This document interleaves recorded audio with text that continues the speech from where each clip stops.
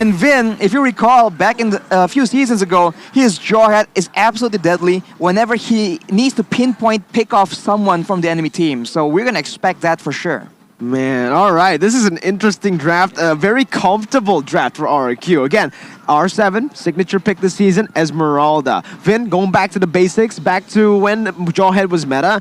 And Beatrix, Yves, self-explanatory for Clay and oh, what was that? Oh my god, they pick up Dairoth. So it is the gold lane Paquito once again. Ladies and gentlemen, okay. So yeah, I mean, we predicted this. We predicted the Paquito, and that's the thing. You pick up the Esmeralda, you're thinking that, oh, there's no way they'll pull this off again. The two fighters in the side lanes. So with the Esmeralda pickup, Aura says, you know what? We can flex that Paquito into the gold lane. Paquito does super well up against this Beatrix that's been nerfed in the early game, even weaker now. And they pick up a Dairoth to counter the Esme. So strong side lane pressure from Aura. They're looking to create that snowball effect they did against Alter Ego yesterday. That also, but again, is it a bit too one-dimensional though?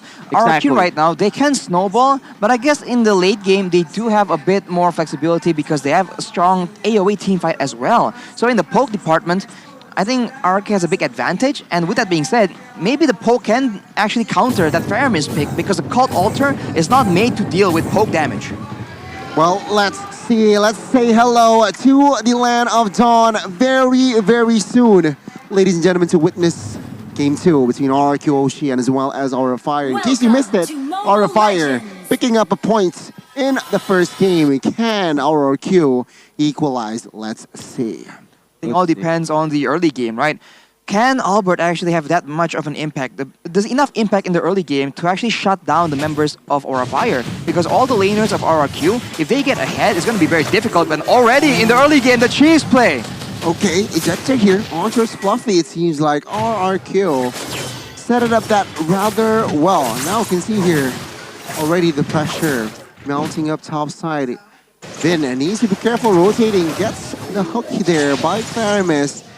Vin still with that flicker escapes. Let's see, once again, Not burning though, the flicker, I mean. I feel like, again, right, in the early game, it has to be Aura Fire here who has the lead.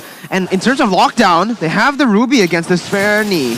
Exactly. That is what I guess Albert needs to somehow take care of here. RRQ Hoshi, alright, they are starting to pressure the jungles by Aura Fire. Now we can see here. High, Tempest of Blade pops onto his play. Clay, being the recipients of that scores, still survive and still giving that flicker. Vin though engaging, Godiva is the one who is forced to flicker away. Wow. Oh, right there though, Albert comes in to seal the deal. Shoes on the other foot right here as High is forced to back away. So RRQ with a bit of an advantage, but Kabuki, very dangerous in that gold lane. And in the side pressure, having a Dairoth and a Paquito, right? It's two very strong laners, and Aura Fire can just start roaming around and around with the Ling and the Faramis. That might be the strat they're going for. It's very reminiscent of, I think, what, Season 7, I think? Perhaps, but I do want to add, though, that Vin uses the flicker, use the flicker in the purple buff. So perhaps that's going to be information for Aura Fire to set up on this turtle fight. In terms of neutral objective control, honestly, with the winning side lane that Aura Fire has, in terms of the kill pressure that they have as well, I don't really see RRQ winning in this turtle fight, but it's all going to come down to how Albert plays on that Fanny. You see here, Vin has yet to pick up a hero with that ejector here. High. Now, poking the turtle. You are now seeing R7. Waiting on that falling starboard here now. We can see here engaging. But the turtle will be won by the side of RRQ. Vin will not survive. He will. Fluffy force the flicker, but he gets taken down. Clay, with that real world manipulation, he will not be able to escape as Fade away. The fadeaway gets the points here. As look, Talon's prediction by Axe. We're in the minority here, Arashi. Well, you know, RRQ Hoshi has to support RRQ Hoshi. I think they have it, man. It's about playing it safe in the early game and making sure that the side lane doesn't snowball out of control and, you know, making sure that you get the right pickoffs at the right time and avoid falling into the trap of the Cult Altar. I think if RRQ can do that, They have the damage, they have the playmaking available to try and make that happen. You know, I have to be honest with you. I agree to a certain extent here for the prediction. It's very mixed still. You guys are in the minority, but RRQ can definitely still win this game. And it comes down to, again, how they're able to utilize that early game. But wait, Fluffy. Oh, so you want to hear Fluffy? Want to clear. Fluffy? He gets the clear, but and at the end of the day, gets taken down or a fire on the other side of the map. Cannot find compensation, but I might be wrong here. His High will try to claim the purple buff of Fanny, and he gets it with the Retribution or a fire playing the macro game. Well, looking at the emblems right now, Demon Slayer for both the junglers for sure. Festival of Blood though for Fluffy and Kabuki. So it does seem like they want to sustain in that lane as much as possible. And even if they don't get the kills, right, the straight up assassinations, it doesn't even matter because then they can do that macro play, that global pressure that we've been talking that Aura Fire can do so well.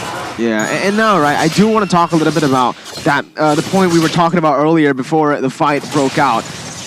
Aura Fire have the early game control. If they are able to utilize this to actually create a massive snowball early on into that mid game and end it towards the 14-minute, that's how they win. But if RRQ stays alive, stays in this game, up to that 14-minute point, that mid to late stage, I'll give it to RRQ. Right, so it's a bit of a opposite from the previous game, right? Now Aura Fire are the ones that are actually forced to actually go aggressive, and Clay is so low, but the turtle gets stolen by the Beatrix.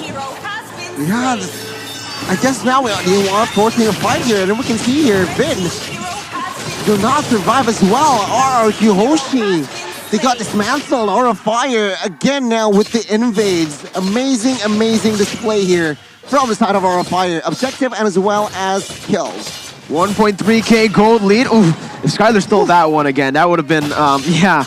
But Aura Fire, once again, are able to use this lead very well in the early stage. And that's why I actually went for Aura Fire, right? Like, the reason I went for them is because they usually do better with the lead than the other teams in MPL ID. They are able to grasp on that very well. Exactly. Now Aura Fire with this lead. It's a deja vu from game one, it seems like. But what can RRQ Hoshi do here, Arashi? They have to just play secure and watch out for Aura Fire going in aggressively, right? Because in the fight, they're able to steal and get advantages. It's just afterwards, they stick around, and Aura Fire, obviously losing on the objective, will try and get compensation. So they have to be very aware of that. And we take a look at the items here for both sides. Fluffy with the War Axe though, that's a lot of damage. And it can actually help out High and Kabuki as well if they're all fighting in the big team fight. But with the Ice Screens one available for Clay, the utility is going to be quite difficult for Aura to try and walk in uncontested towards RRQ Hoshi. Man, Kabuki has built that Hunter Strike as well, so that double fire in the left and right hand side is... Oh my god. Wow, they're paused, but silence immediately here. Value on that real world manipulation High coming for as the backup. But now RRQ Hoshi disengages both as well as Aura Fire. No kills, no casualties bot side. They need to set up for the next turtle here. R7 is in that bush. Again, he's trying to open up the map a bit, but I think he might have rotated towards the turtle side a bit too early here. This gives Fluffy a bit more time to play with in that top side, and the thing is, he can actually just go for the turret. He can trade the turtle for the turret. Remember, Aura Fire don't really need to commit onto this, and that's exactly what Aura do. They utilize this little mistake by R7, and they go for that top side for free, and now they can actually contest for the turtle as well. Ooh, Albert is showing on the map as well. They're 1v1 against Fluffy. And he is forced to go back to the base. Aura knows he won't be here for quite a bit. Pressures for the turtle, but not just yet. But here we go. I'm on to R7. R7 here, taking to almost half HP. It seems like Aura Fire with 5 members, they are setting this up high, being the frontliner. Gets caught, but Albert will have the turtle. Albert with the cables dancing around the backside as well. But now with the Cult Altar, every member from sort of Aura Fire actually survives. Facehugger though, not for long. But it seems like kill, but take a look at that play. Go Diva will not survive for long as R7 claims his life. 2-4-0 rather. Aura Fire though claims the objective in the first one, and RRQ Hoshi grabs the turtle. A good recovery by RRQ in a fight that initially was favoring Aura, but look at this! Catches a Ling And take a look at that. High gets taken down. Not a sight you see every day. Jawhead flying through the land of dawn. Oh man, that was just funny to see, Arashi. But here it is, 8 minutes in, and like we mentioned, it is equal. So RRQ definitely have some space. They have some space to actually work with that mid stage later on. It's just a very good fight from RRQ Hoshi early in that turtle fight. They make sure that everyone is accounted for. They make sure that Aura Fire can't get any surprises on them. And they just go very calmly forward and let Skylar do the DPS, let Clay output the utility, and they use Vin as a crowd control tool instead. And I must say, against two fighters, having a Jawhead who can actually ejector one and Unstoppable Force the other is going to be very good, but Fluffy here will be the target. My oh my, 2v1 is just too much. Tempest Blade as a cover. Will oh my god. Mount Whoa! R7 but high gets taken down. RRQ. The reinforcements are coming. Aura Fire trying to look for compensation in the mid side. Albert here trying to hold on to dear life and clear the mid side. Manages to do so. RRQ Hoshi, they are back in the game. Captain R7 in the building. Once again, that play was insane. Buying the time for RRQ, the rest of the members to collapse there. And this might as well be a free Lord. High is still dead, respawning here. Aura Fire looking for a miracle play though. See here, Facehugger, Godiva jumps. Oh! Luffy comes in and says no to the king. Albert gets taken down. Clay as well, as that call altar was just too clutch. As one by one, RRQ gets taken down. R7, the lone warrior here, is now the only member left standing. Aura Fire, they do not hold the gas pedal. Fluffy! What the heck? Oh my goodness. Taking the game into his hands this time. The goal lead back to Aura Fire. Arashi, what happened? What can you say, man? That was an absolutely insane steal coming in from Fluffy. And that puts Aura Fire back in the game for now. With the Lord, with the strong pickoff potential they have, they're trying to get as much utility as possible, taking out the turrets and making sure they can try and crack the base with this Lord. But RRQ Hoshi does have the DPS. They have the range to play around with as well. So depends on how they actually go for this defense. They can actually turn it around on Aura if they're not careful. Man, I'm still just so bamboozled by Fluffy's play there. And again, it's Aura Fire knocking on the base of RRQ now.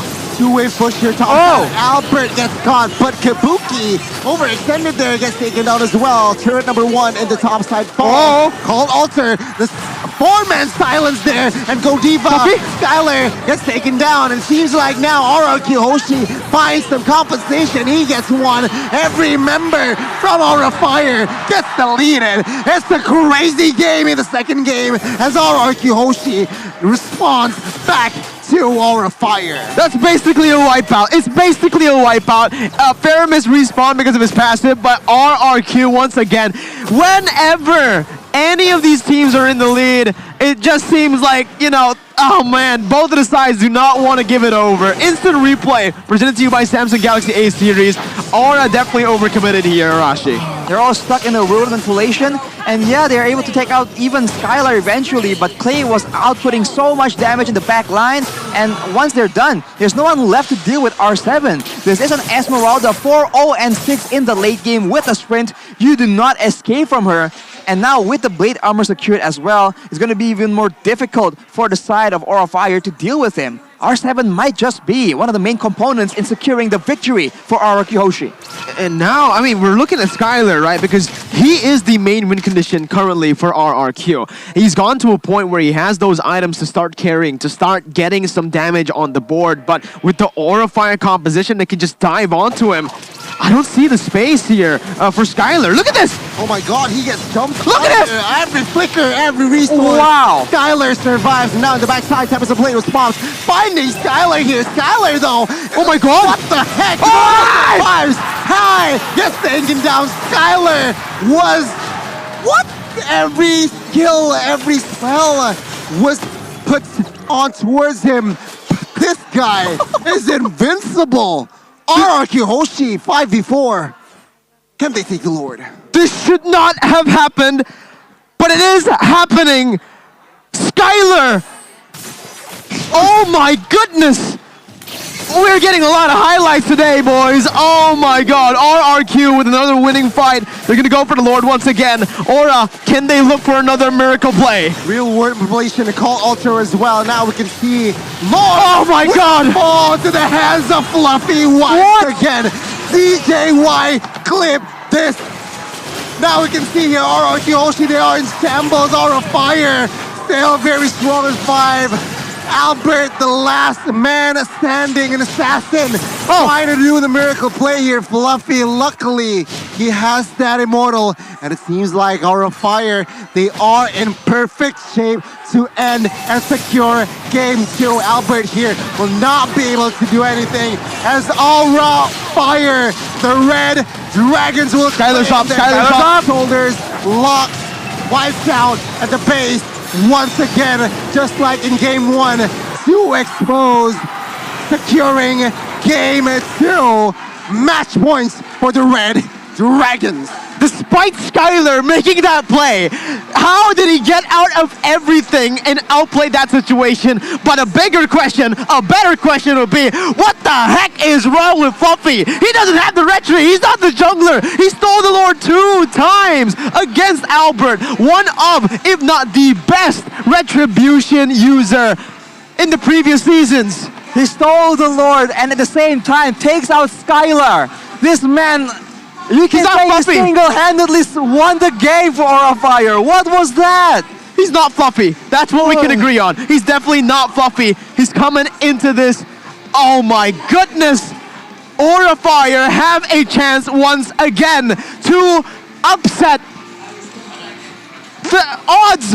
What is going on? 2-0 match point for Aura. I predicted them to win and